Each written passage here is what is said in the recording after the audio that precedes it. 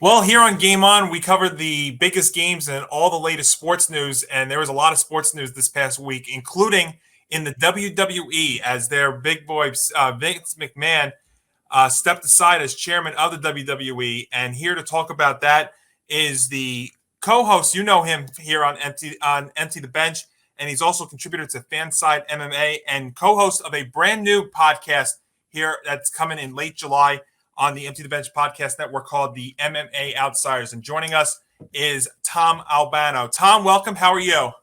I'm doing well, Johnny. Hank, thanks for having me on here. It's been quite the week. Usually I'm covering the MMA side of things, but every now and again I dip my toes into the WWE waters because it's where I got my combat love from, and well, here we are with quite the story on our hands. And I have to say that I never imagined, I never would have imagined a day where the WWE existed without Vincent Kennedy McMahon until the day he died. And well, here is that day. Here is that day that actually has happened. Vince hasn't died, obviously, but he has stepped aside. Well, stepped aside, but I'll get more into that through our little discussion here. Yeah, I was a wrestling fan growing up. I grew up in the Attitude Era of the '90s into early 2000s. I would say it's probably been 20 years since I last put on a WWE event, but it comes up in my feed every now and then. So I know it for sure. And yeah, like you said, the name McMahon. Whether it's Vince or Shane or Stephanie or even Linda. Even when she was in the Trump administration, you when you think of Linda McMahon, you thought of WWE. So the McMahon name, it's always stuck there. And you know, for the WWE to get this much attention, it almost took like a story like this. So when this news broke, it broke. The Wall Street Journal reported on, it, and then I saw something from the Hollywood Reporter on Friday morning about it. Tom, when this first broke, what was your initial thoughts about it? Um, Taken aback because these kind of actions, I mean, Vince, I should clarify that a controversy like this, Vince is no stranger to. There have been multiple allegations of misconduct behind the scenes at WWE for the last 30-ish, 40-ish years, however long Vince has owned the WWE for at this point. But it still kind of was shocking because everything was kind of, to borrow a term that has been used as part of this ongoing story, business as usual. That it was just another week, just another wrestling week. It was just going to be another Wednesday with AEW at night, SmackDown coming up on Friday. The wrestling world was kind of in a little bit of a loop on the WWE side of things with Cody Rhodes and Seth Rollins. I mean, not Cody Rhodes and Randy Orton being injured, so two baby faces went down.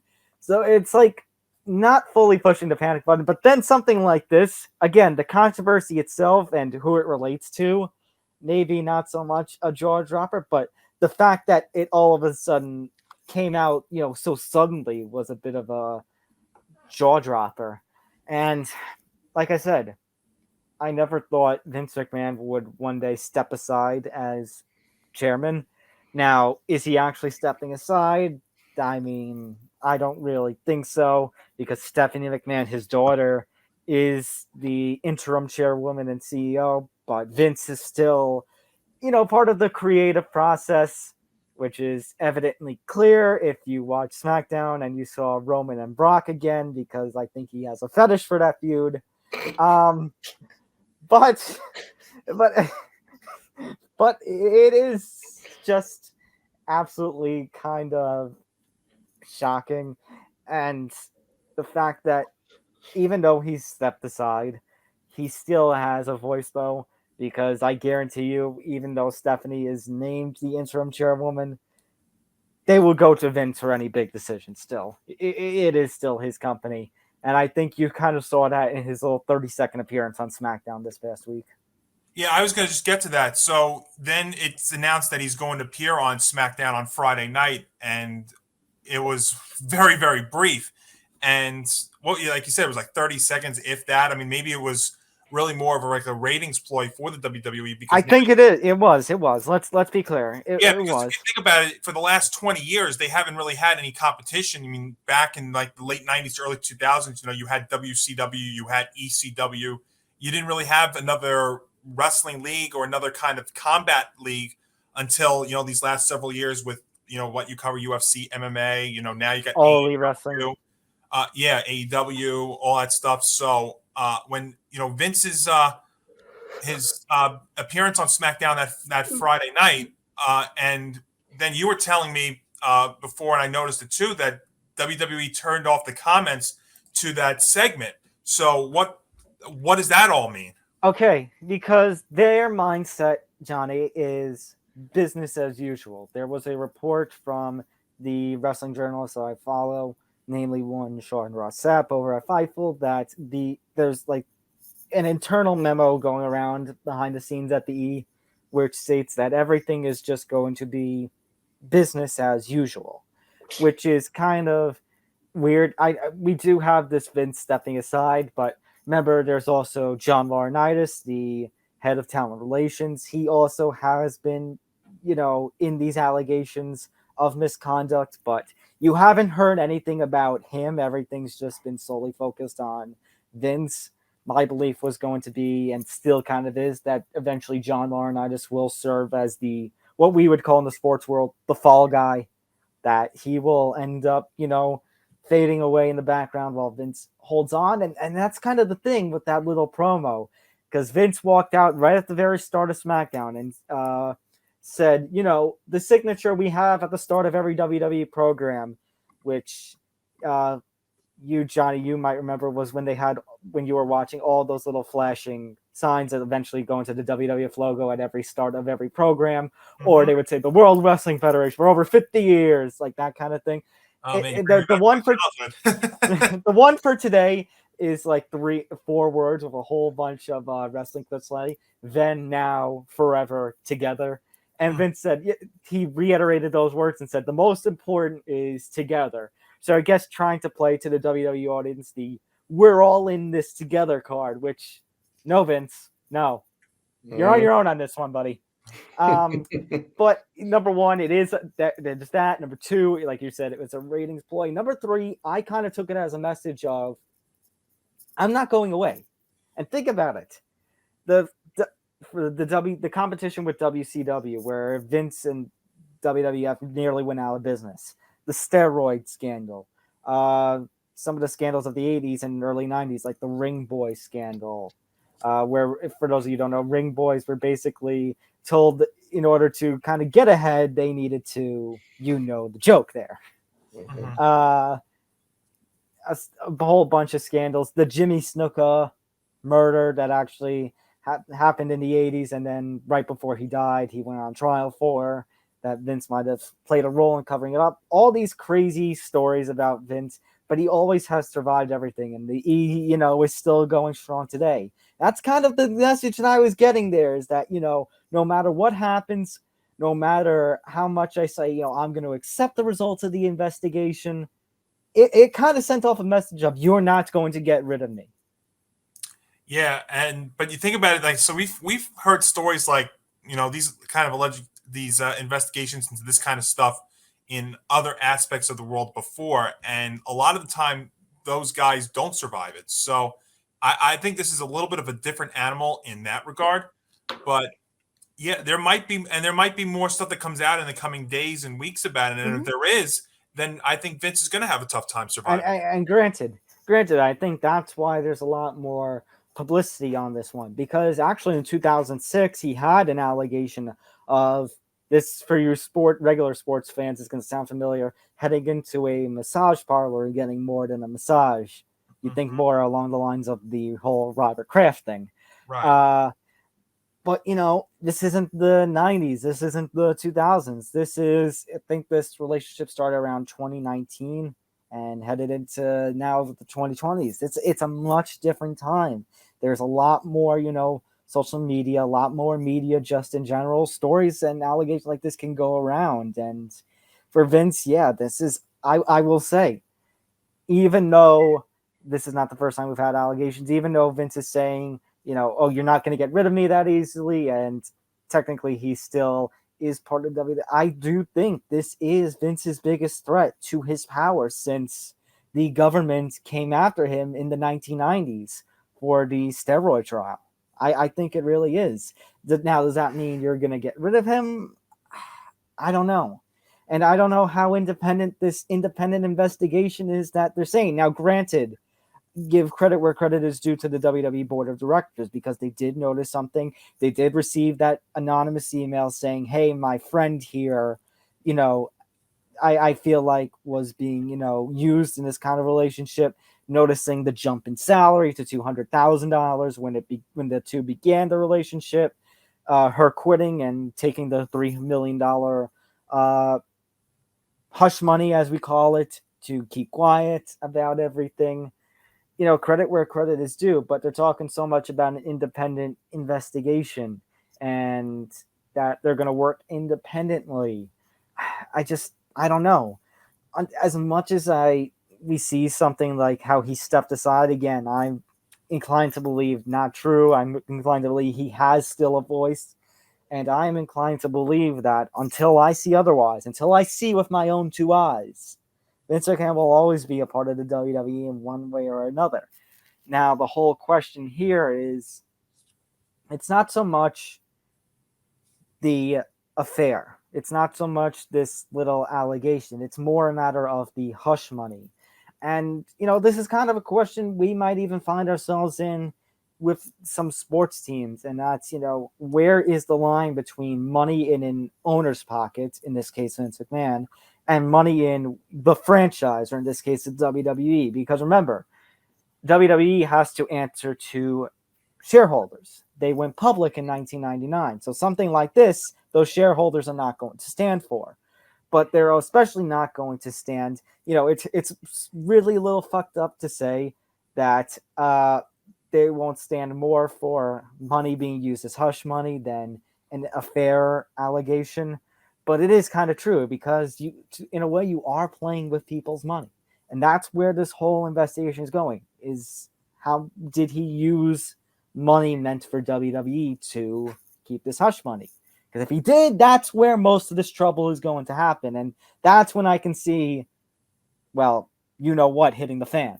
Mm-hmm. Hank, got something?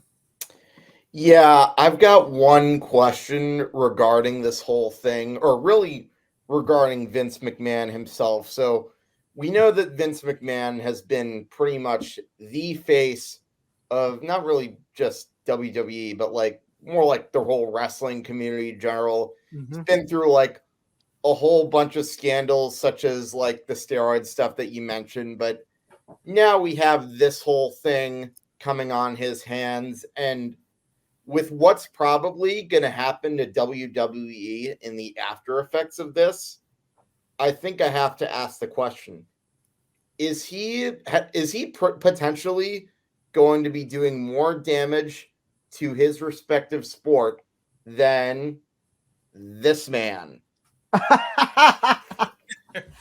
Good old Rob Manfred. We were going to get to that later on in the show, but let's bring it up now.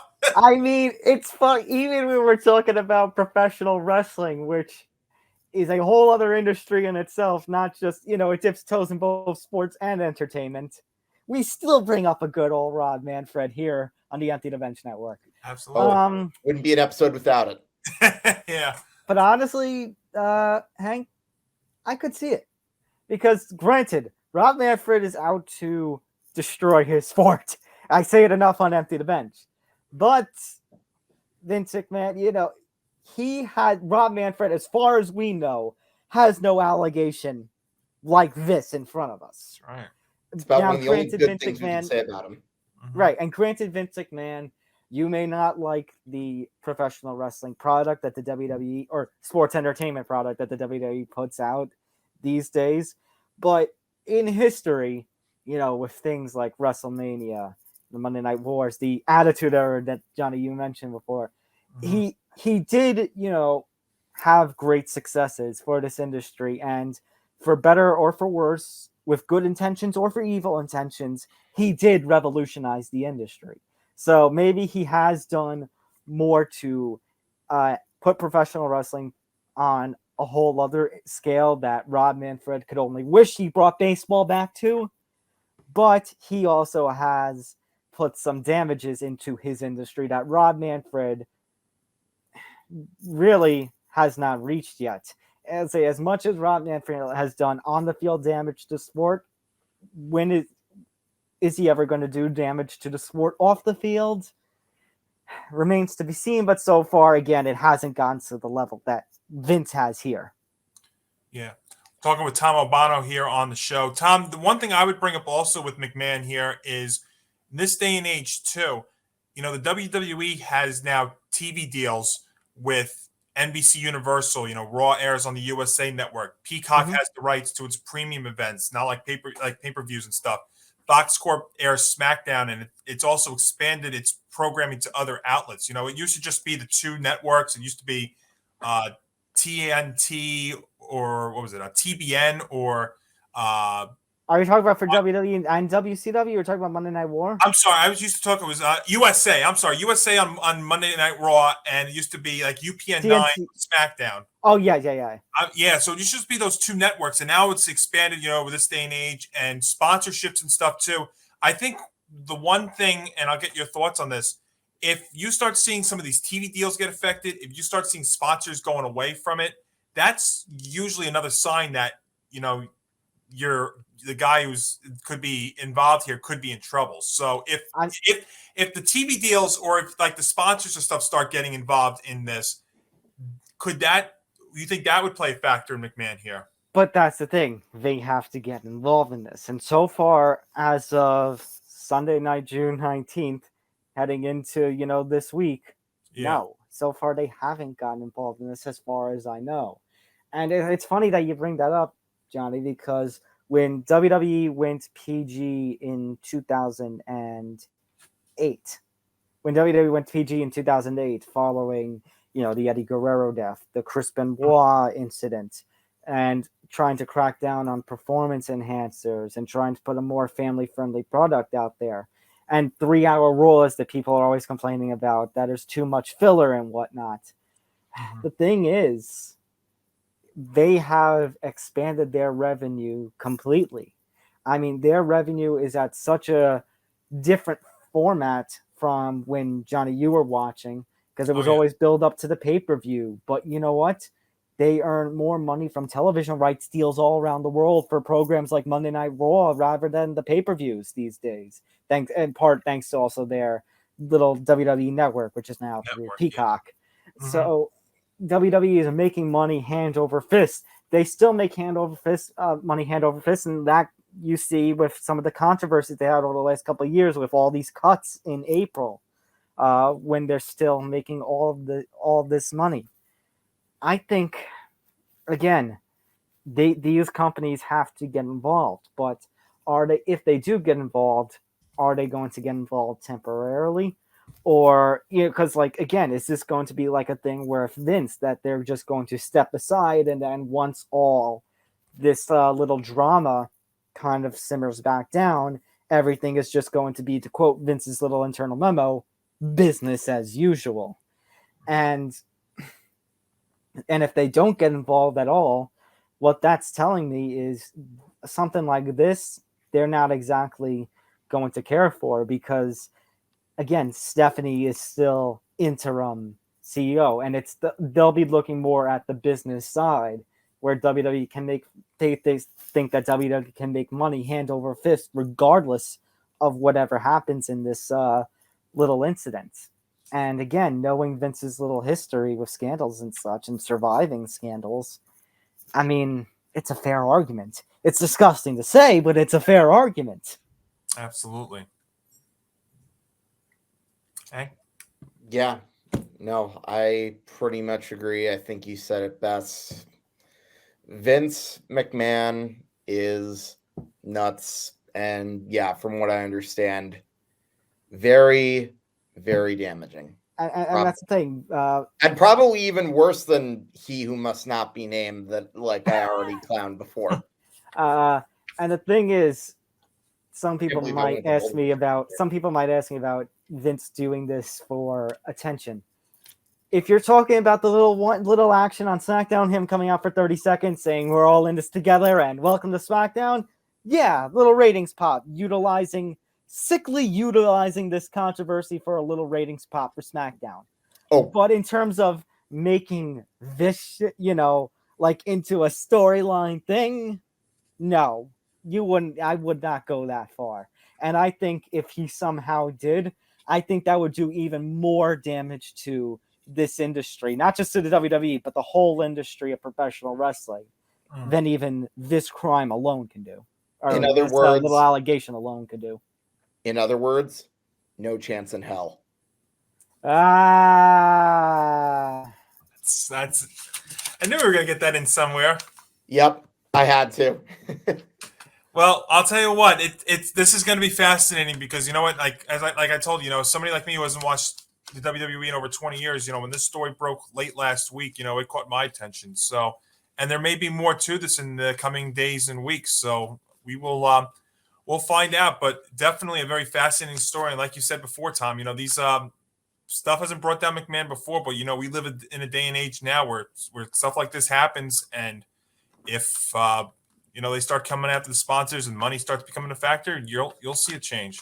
That's unfortunately usually always comes down to dollars and cents. Unfortunately, that's usually how it is. But as Vince himself always says, it's all about the money. Yeah, there's or as Shane's one of Shane's songs. Oh, here comes the money. Yeah, money. Oh man, but we'll find out. But Tom, I want to plug in your new show coming up here to the Empty the Bench podcast network coming up July 22nd, the MMA Outsiders with you and Zan Bando. What can we expect from that coming up on July 27th? Okay, so you can expect reviews and previews of all the big UFC cards, as well as Bellator cards, PFL cards, interviews with some major talents in the MMA scene, like Bellator fighters, maybe some UFC fighters, interviews with fighters who are on the rise, competing in these little regional promotions. We would call them in the Big Four sports the minor leagues. Seeing those names and eventually maybe seeing them eventually reach the UFC, Bellator, and whatnot.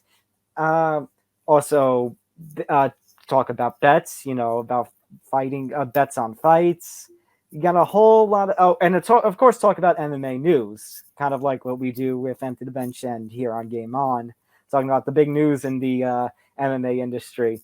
Zan has ridden with me at Fansided MMA for a few years now, and he's got an incredible mind, and hopefully the two of us with our chemistry can put together a great show for all the MMA fans to enjoy, the hardcore ones, and maybe offer a casual fans and people who haven't been exposed to MMA a little, they can dip their toes into the water easy.